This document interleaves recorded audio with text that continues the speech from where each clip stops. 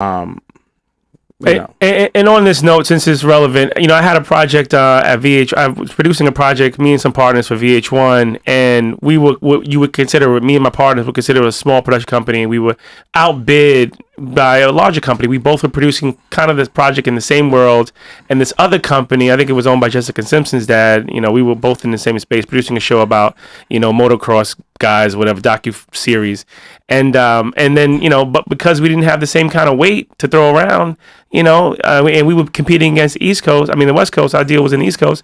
We lost the project to Jessica's dad, and they I think they produced a couple episodes. They didn't go anywhere. But again, it's all about leverage. It's all about name recognition. It's all about who do you have that can be influential in your deal and in your project, so that you get that series order.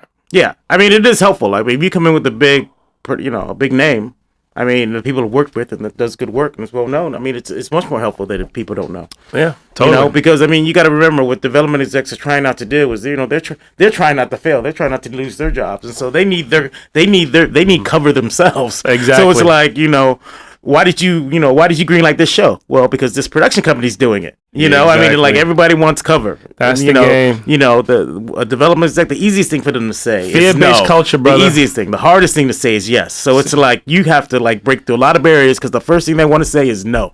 Which is, I mean, look, we got to get off topic a little bit, which is why I'm a proponent of doing it yourself for yourself, by yourself, and let them come to you. And when you succeed, I mean, not everyone can do it like that, but digital provides some avenues for that. But let's get back